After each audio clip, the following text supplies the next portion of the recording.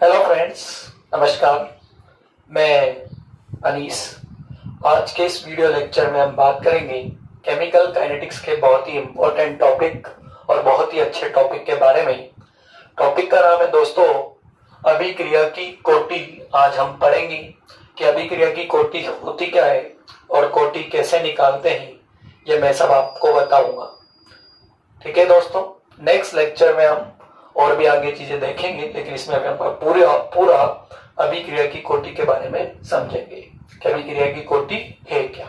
ठीक है दोस्तों, देखिए इधर सबसे पहले अगर हम बात करें तो देखिए एक रिएक्शन ले लेते हैं ए प्लस बी और इससे कोई उत्पाद बन रहा है। तो इस अभिक्रिया का जो वेग आया का वेग, ठीक है, डायरेक्टली प्रोपोर्शनल है ए की सांद्रता के और ये बी की सांद्रता। ये तो गुलबर्ग और वागे ने बताया था हमको। ठीक है दोस्तों, active mass of law of mass of action ने में बताया था गुलबर्ग और वागे ने। लेकिन दोस्तों यहाँ पर अगर हम क्या ले लें, इसकी घात x और y ले लें, ये जो है वो प्रायोगिक तौर पर आई है। क्रिया कारकों की सांद्रता की घात जो है वो प्रायोगिक रूप से आई है, प्रायोगिक तौर पर आई है। प्रयोगों द्वारा ये पता चला है कि कोटि क्या होगी। ठीक है, तो अभिक्रिया का वेग जो है वो क्रिया कारक की सांद्रता के साथ साथ किस पर भी निर्भर कर रहा है, उस पर उपस्थित घात पर भी निर्भर कर रहा है। तो ये बहुत इंपॉर्टेंट है। किसी भी रिएक्शन को देख करके आप ये पता नहीं कर सकते कि इसका ऑर्डर, इसकी कोटि क्या होगी। ठीक है दोस्तों, तो उसके लिए हमें क्या पता होना चाहिए, अभिक्रिया के वेग का व्यंजक यानी कि वेग व्यंजक अगर हमको पता है तो हम बता सकते हैं कि इसकी कोटि क्या है। ठीक है, तो मैंने लिखा अभिक्रिया का वेग जो होता है वो क्रिया कारकों की सांद्रता के साथ साथ किस पर भी निर्भर करता है, घात पर भी निर्भर करता है। ठीक, अब यहां से इस प्रोपोर्शनल को हटाएंगे, समानुपाती को हटाएंगे, तो एक स्थिरांक आएगा अभिक्रिया का वेग, या आप वेग भी लिख सकते हैं, बार बार इतना अभिक्रिया करेंगे तो वेग। तो वेग इज इक्वल टू क्या हो गया दोस्तों, के ए की पावर क्या हो गया x और b की पावर क्या हो गई y। ठीक है, तो यह अभिक्रिया का वेग आ गया। इसे कहा जाएगा वेग व्यंजक। क्या कहा जाएगा, वेग व्यंजक। यह है हमारा वेग व्यंजक, वेग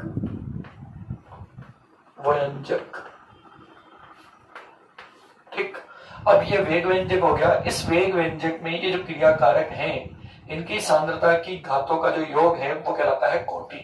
अगर हम क्या करें, x प्लस वाई को जोड़ दें तो जो हमारे पास आएगा वो आएगा n, और n का मतलब हुआ कि हमारे पास आई कोटि। ठीक, तो आप लिख सकते हैं इसकी डेफिनेशन कि जो वेग व्यंजक होता है, वेग व्यंजक में क्रिया कारक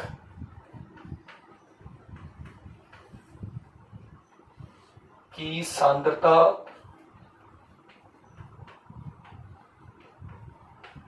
की घातों का योग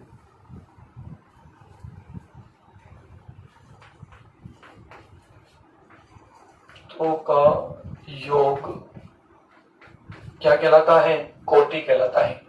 तो याद रखना, जब आपको वेग व्यंजक दे रखा हो तो उसमें जो क्रिया कारक की सांद्रता की घात होगी उनका योग क्या कहलाएगा, कोटि कहलाएगा उस अभिक्रिया की। तो दोस्तों किसी भी अभिक्रिया को देख करके आप ये पता नहीं कर सकते कि इसकी कोटि क्या है। ठीक, देखिए इधर अगर मान लीजिए मैं ऐसे ले लेता हूं, 2a से क्या बन रहा है, उत्पाद बन रहा है। तो मैं ऐसे देख करके नहीं बता सकता कि इसका कोटि 1 होगा, 0 होगा, 2 होगा, ये देख करके नहीं बता सकता। ठीक, तो अगर इसके बारे में, इसका जो वेग व्यंजक है, अगर ये वेग व्यंजक जो है वो प्रयोग से आया है, कहां से आया है, प्रयोगों से। तो वेग व्यंजक इज इक्वल टू के और ए की पावर क्या हो गई 2। तो यहाँ क्रियाकारक की सांद्रता की घात कितनी हो गई है 2, इसलिए कोटि कितनी हो जाएगी यहाँ पर 2 हो जाएगी। ठीक है दोस्तों, यानी कि वेग व्यंजक में क्रियाकारक की सांद्रता की घात कितनी है यहाँ पर 2 है, तो यहाँ पर कोटि कितनी हो गई है 2 हो गई। ठीक, तो बात समझ में आ गई। आगे एक और इंपॉर्टेंट बात आप देखिए,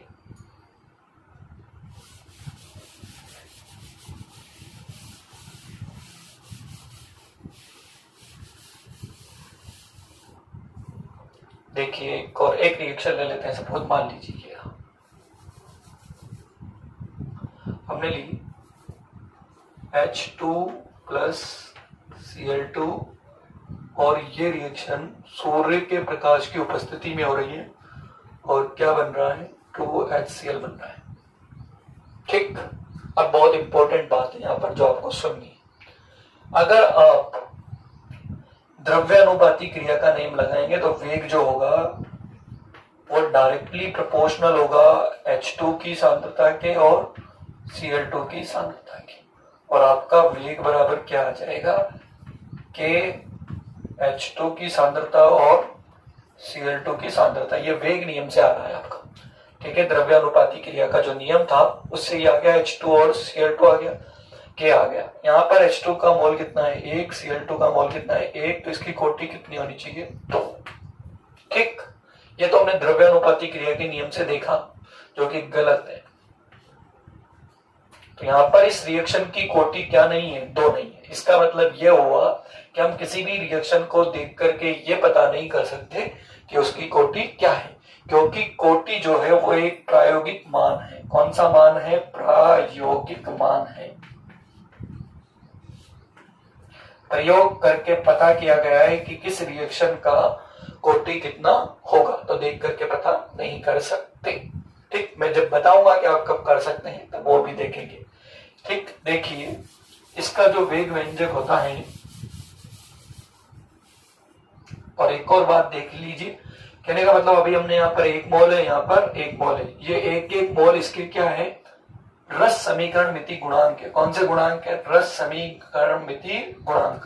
कहने का मतलब ये हुआ कि कोटि का रस समीकरण मिति गुणांक से रस समीकरण मितीय गुणांक से कोई संबंध नहीं है, कोई संबंध नहीं।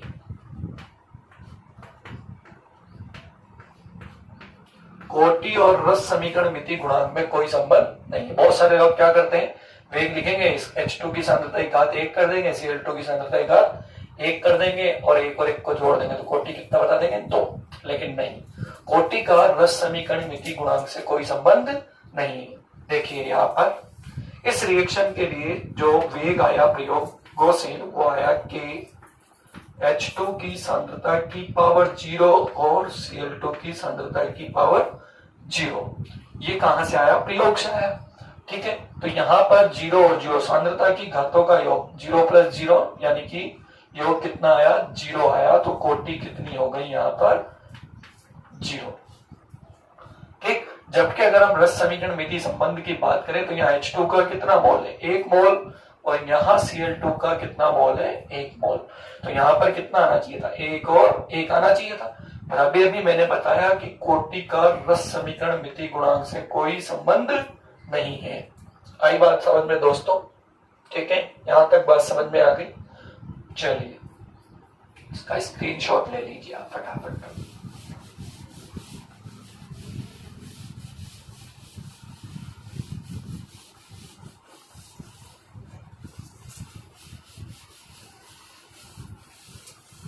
देखिए आगे, और अगर हम क्या करें, हमने मान लीजिए कोई रिएक्शन ली, जैसे ये एस्टर है C2H5 ethyl acetate plus ester का यदि हम अम्लीय माध्यम में क्या कराते हैं, जल अपघटन कराते हैं। ठीक है, ये देखिए CH3COOH प्लस C2H5OH।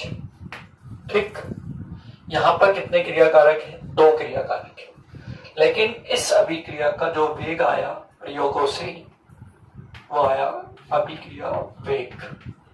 ये जो पानी था वो आधिक्य में था बेटा, ज्यादा मात्रा में है। ठीक, अभिक्रिया वेग इज इक्वल टू हुआ के CH3COOC2H5 की पावर 1। यहां पर इस अभिक्रिया का वेग सिर्फ इस क्रियाकारक की सांद्रता पर निर्भर कर रहा है, H2O की कंसंट्रेशन पर निर्भर नहीं कर रहा। तो यहां पर सांद्रता की पावर कितनी है, 1। तो यहां पर कोटि कितनी हो जाएगी, कोटि हो जाएगी बराबर 1। तो आपको रस समीकरण मिति गुणांक पे नहीं जाना है। ठीक है, यहाँ पर 1 और यहाँ पर 1, 2 है, तो अगर उनको जोड़ेंगे तो 2 आना चाहिए था, पर नहीं। क्यों नहीं आया, क्योंकि कोटि क्या है, कोटि जो है दोस्तों वो एक प्रायोगिक मान है। कौन सा मान है, प्रायोगिक मान। और अभिक्रिया का वेग भी क्या है, एक तरीके से प्रायोगिक मान है। कौन सा मान है, प्रायोगिक मान। क्योंकि प्रयोगों द्वारा यह सिद्ध किया गया, यह पाया गया कि जो अभिक्रिया का वेग होता है, अभिक्रिया का वेग, ठीक है, वो क्रियाकारक की सांद्रता पर तो निर्भर करता ही है, साथ ही साथ उस पर उपस्थित जो घात होती है उस पर भी निर्भर करता है। यानी कि ये क्या है, सांद्रता। ये प्रयोगों से आया। कहां से आया, प्रयोगों से आया। तो हम किसी भी रिएक्शन को देख करके ये नहीं बता सकते कि इसकी कोटि क्या होगी, जब तक हमको क्या पता ना हो, वेग व्यंजक पता ना हो। अगर आपको वेग व्यंजक पता है तो आप अभिक्रिया की क्या बता सकते हैं, कोटि बता सकते हैं। ठीक है दोस्तों, आगे और देखिए, यहां तक तो बात सबके समझ में आ गई होगी। ठीक, अब देखिए, अब मैं आपको एक और चीज बताता हूं कि जरा समीकरण मिति गुणांक कैसे काम में आएगा, देख करके आप बता सकते हैं। अगर मान लीजिए कोई रिएक्शन आपको दे रखी है, जैसे मान लीजिए H2 प्लस I2 दे रखा, और इससे हमारा क्या बन रहा है, 2HI बन रहा है। ठीक, और यहां पर लिखा हुआ है कि ये साधारण अभिक्रिया है। कौन सी अभिक्रिया है, साधारण अभिक्रिया है, सिंपल रिएक्शन है, जटिल रिएक्शन नहीं है, कॉम्प्लेक्स रिएक्शन नहीं है। आपको क्या दिया, H2 प्लस I2 से क्या बन रहा है, 2HI बन रहा है, और कोष्टक में क्या लिख रखा है, साधारण अभिक्रिया लिख रखा है। तब इस कंडीशन में आप अभिक्रिया वेग, ठीक है, डायरेक्टली प्रोपोर्शनल होगा H2 की कंसंट्रेशन के और ये I2 की कंसंट्रेशन। तब आप इसके रस समीकरण मिति गुणांक को यूज कर सकते हो और डायरेक्ट क्या लिख सकते हैं, अभिक्रिया का वेग लिख सकते हैं। यहाँ पर कितना मोल है, 1 मोल, यहाँ पर कितना मोल है, 1 मोल। कब लिखा, जब यहाँ हमको क्या लिखा हुआ दे दिया, साधारण अभिक्रिया लिखा हुआ दे दिया। तो अभिक्रिया वेग इज इक्वल टू क्या हो जाएगा, के H2 की पावर 1 एंड I2 की पावर 1। ठीक है, तो यहां पर क्रियाकारक की सांद्रता की घात कितनी हो गई, 1 प्लस 1, तो कोटि बराबर क्या हो गया, 1 प्लस 1 बराबर 2। बात समझ में आया। कब आप स्टोइकोमेट्रिक गुणांक को लिख सकते हैं, जब क्या लिखा हुआ हो, साधारण अभिक्रिया लिखा हुआ हो, तब आप डायरेक्टली क्या कर सकते हैं, अभिक्रिया वेग को लिख सकते हैं सिंपली। ठीक है, चलिए, वरना तो जैसे आगे देखिए और नेक्स्ट बताता हूं।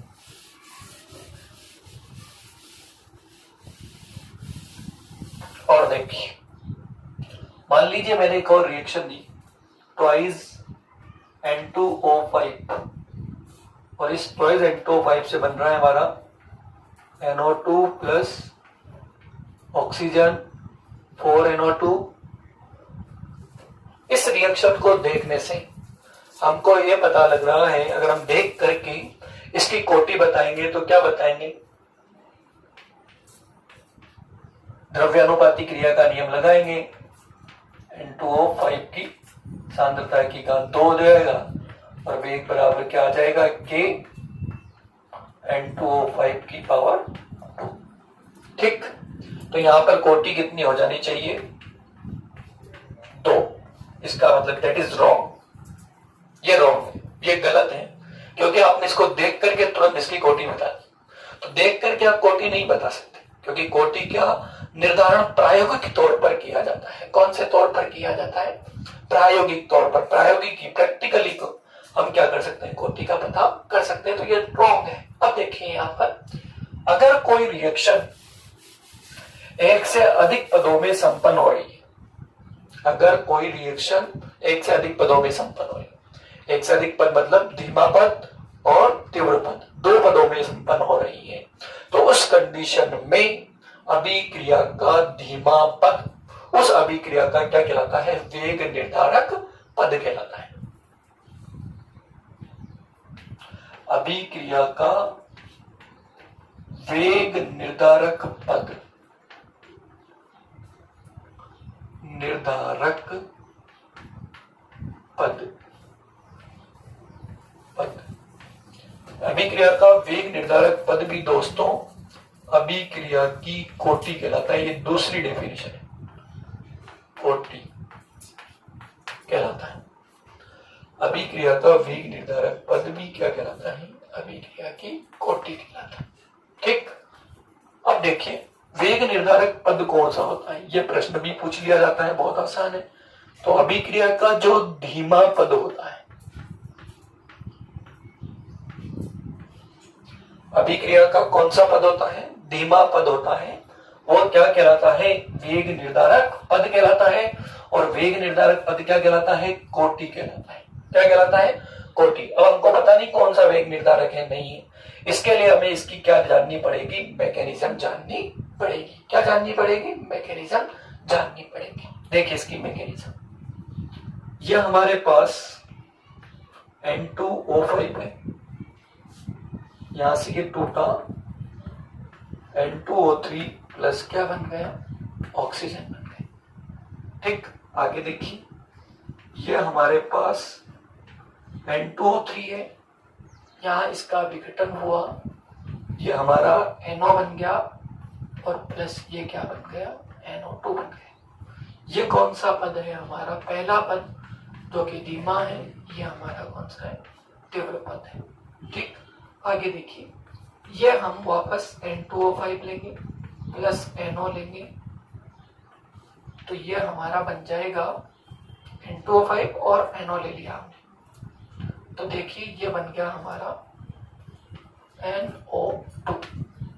क्या बन गया, NO2। कितना NO2 बन गया, 3NO2 बन गया।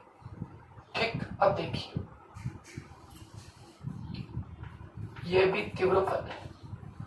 ठीक, देखिए इधर N2O3 से N2O3 कट गया, NO से क्या कट गया है दोस्तों, NO कट गया। क्या बचा, N2O5 और N2O5, कितना N2O5 आया, 2N2O5। ठीक, और क्या बचा, 3NO2 और एक NO2, कितना NO2 हो गया, 4NO2 प्लस क्या हो गया, ऑक्सीजन। देखिए ये का यही आया, नहीं आया, आया। इसका मतलब ये रिएक्शन कितने पदों में हो रही है, एक से अधिक पदों में हो रही है। इसका मतलब ये कौन सी अभिक्रिया है, जटिल अभिक्रिया है। अब इसका हमको पता लग गया कि धीमा पद कौन सा है, ये वाला पद है, और ये धीमा पद ही क्या कहलाता है, वेग निर्धारक पद। तो इसके लिए वेग क्या होगा, वेग बराबर हो गया K और N2O5 की सांद्रता की घात कितनी हो गई, 1।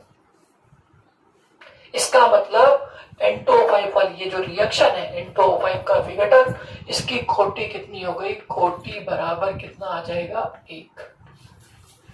तो इस अभिक्रिया के लिए वेग व्यंजक क्या होगा, ये वाला होगा, और कोटि कितनी होगी, 1 होगी।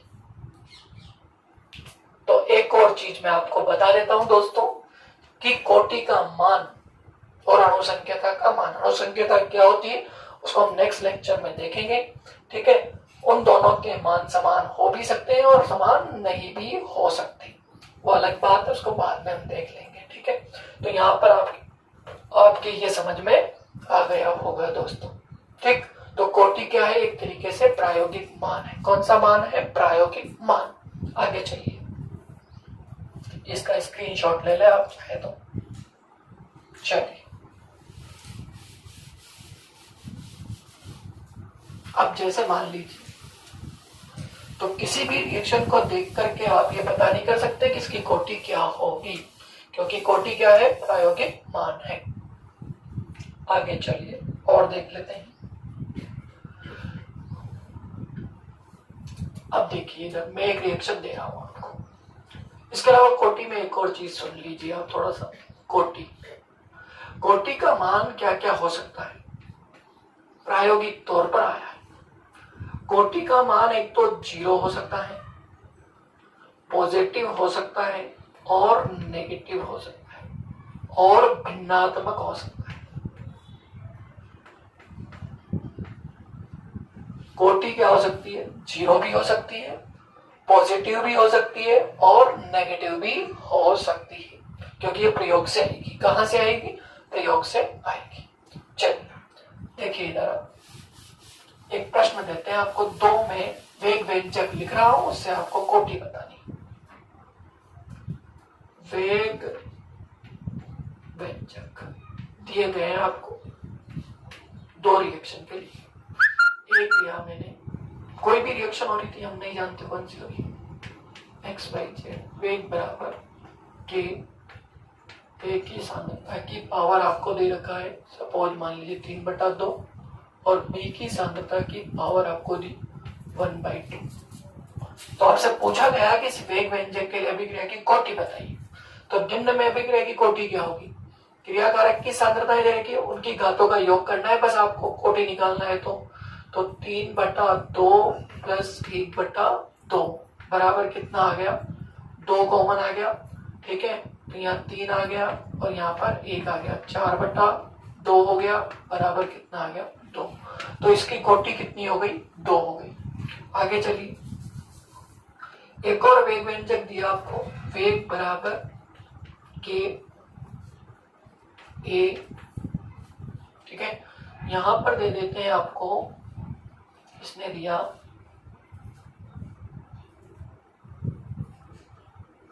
2/3 और इधर बी की सांद्रता घात दे रखी 1/2 और आपसे पूछा है कि इसकी कोटि बताइए। तो हम बता सकते हैं, देखिए, या इसको हम ऐसे कर लेते हैं 2/3। ठीक है, चलिए 2/3 और 1/2, 2/3 प्लस 1/2 कितना कॉमन आ जाएगा? 6 कॉमन आ जाएगा। ठीक है, तो 3 से कितने? 2, 2 दूनी क्या हो गया? 4 प्लस 3, तो 7/6 और 7/6 जो भी फ्रैक्शनल वैल्यू आएगी भिन्नात्मक। तो कहने का मतलब है कि कोटि क्या हो सकती है? भिन्नात्मक भी हो सकती है। क्या हो सकती है? भिन्नात्मक भी हो सकती है।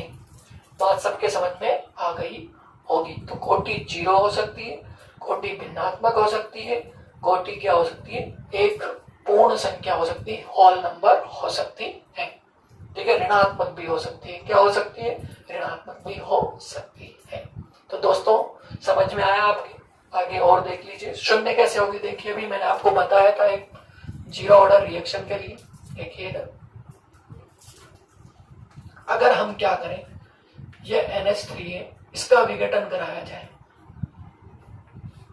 NH3 का विघटन टंगस्टन की उपस्थिति में कराएंगे। N2 प्लस क्या बनेगा? 3H2 बनेगा। ठीक, ये जो रिएक्शन है, इसके लिए जो वेग होता है वो बराबर के, और NH3 की पावर क्या हो जाती है? 0। यहां पर देखिए, इस वेग व्यंजक में क्रियाकारक की सांद्रता की घात कितनी है? 0 है, इसलिए कोटि क्या होगी? 0 होगी। तो कोटि बराबर क्या हो जाएगी? 0। इसका मतलब यह हुआ कि अमोनिया का टंगस्टन की उपस्थिति में विघटन कौन सी कोटि की अभिक्रिया है? शून्य कोटि की अभिक्रिया है। वेरी इंपॉर्टेंट, यह आपको डायरेक्ट एग्जाम्पल में बताऊंगा जब 0 ऑर्डर रिएक्शन पढ़ाऊंगा, फर्स्ट ऑर्डर रिएक्शन पढ़ाऊंगा, सेकंड ऑर्डर रिएक्शन पढ़ाऊंगा, तब मैं आपको ये सारे एग्जांपल्स लिखा दूंगा, ठीक है, जो सब दे रखे हैं, जिससे हमको पता लग जाएगा कि कौन सी रिएक्शन कौन से ऑर्डर की है और उसके लिए वेग व्यंजक फिर आप आसानी से लिख सकते हैं। ठीक है दोस्तों, चलिए आगे बात करते हैं।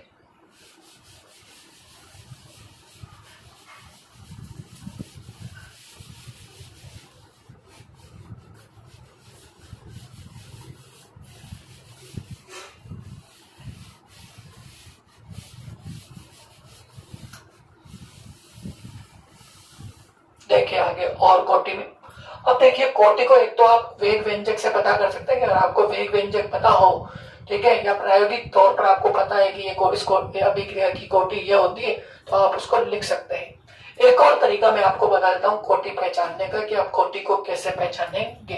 ठीक है, देखिए इधर अभी मैंने एक वेग व्यंजक लिखा था, वेग बराबर कोई भी रिएक्शन ले लेते, सपोज ए प्लस बी से क्या बन रहा है, उत्पाद बन रहा है, ठीक, और ये हो गया के, और यहाँ ए की सांद्रता की पावर मैंने x लिख दी और b की सांद्रता की पावर y लिख दी।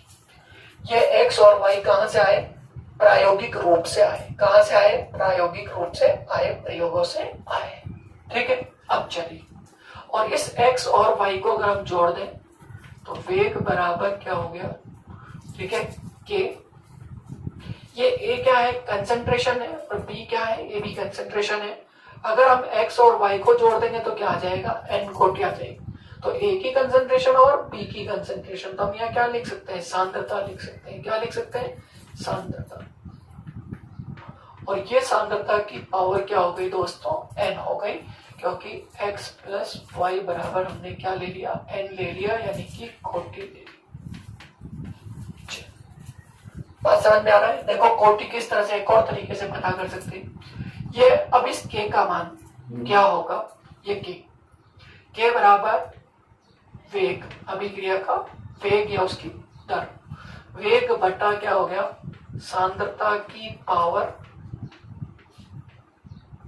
n हो गया।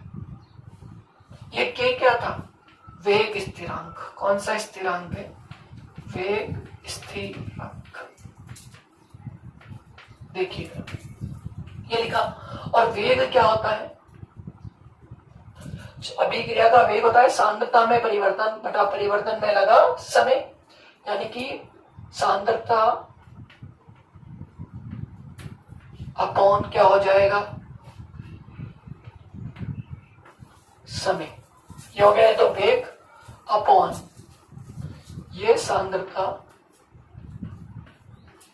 की पावर क्या हो गई, n।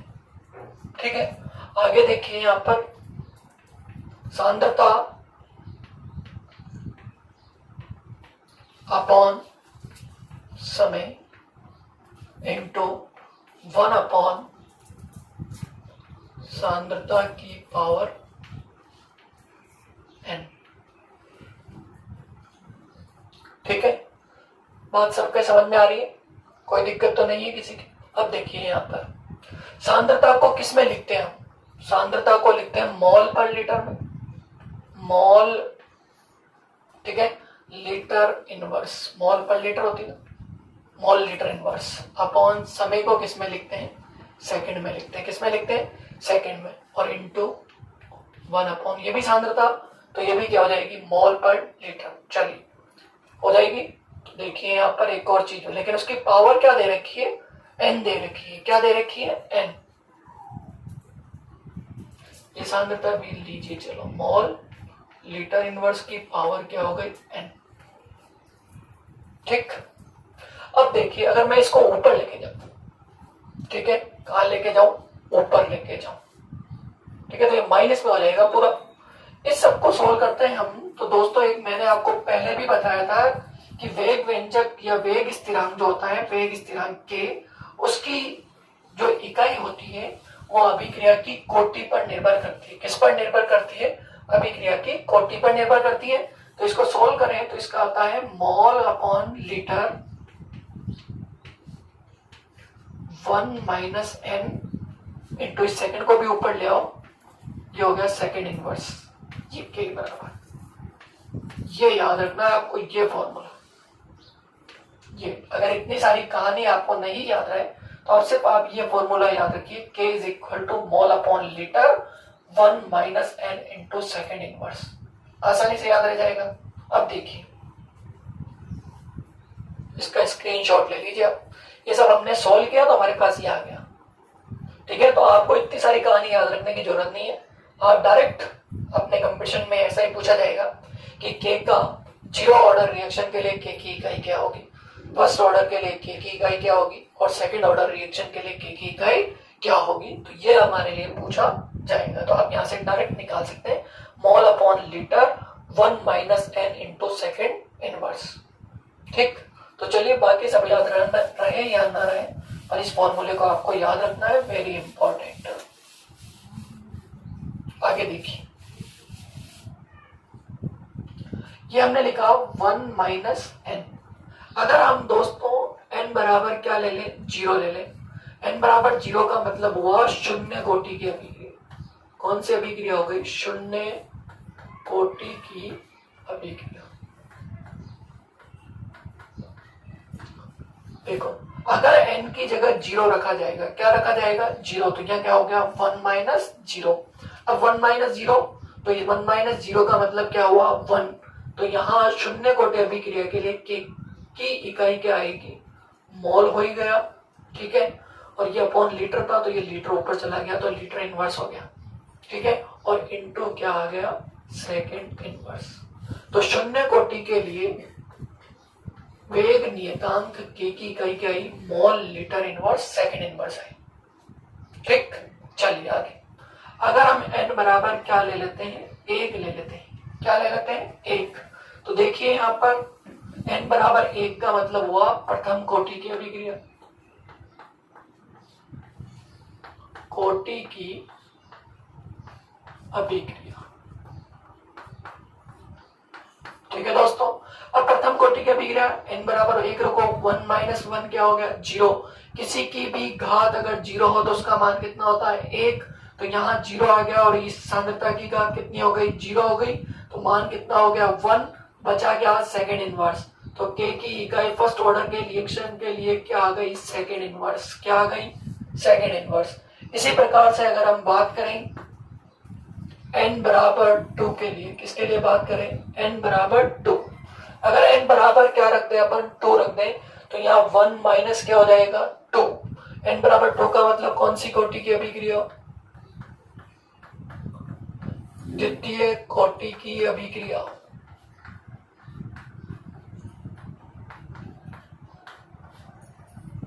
ठीक, द्वितीय कोटि की अभिक्रिया है, n बराबर 2 रखेंगे तो 1 माइनस 2 माइनस 1 हो गया, माइनस 1 हो गया तो मोल पर कितना आएगा, माइनस 1। तो क्या हो गया, मोल इनवर्स। ये लीटर माइनस 1, ये लीटर ऊपर गया तो लीटर ऊपर गया तो लीटर इनवर्स हो गया। माइनस 1 पहले से था तो लीटर इनवर्स, और माइनस 1 क्या हो गया, लीटर हो गया। और बचा क्या दोस्तों, सेकंड इनवर्स। तो द्वितीय कोटि अभिक्रिया के लिए के की जो इकाई होगी वो होगी mole litre mole inverse litre second inverse. बात समझ में?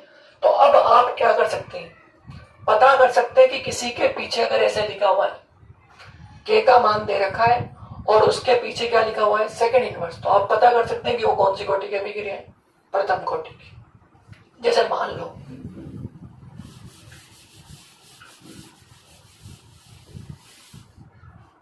क्वेश्चन ऐसे दे दिया, एक अभिक्रिया के लिए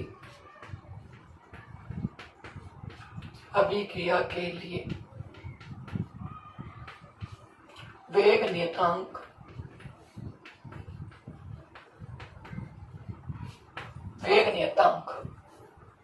का मान एक अभिक्रिया के लिए वेग नियतांक का मान 6.01 इंटू 10 की घात -15 सेकेंड इनवर्स है। तो अभिक्रिया की कोटि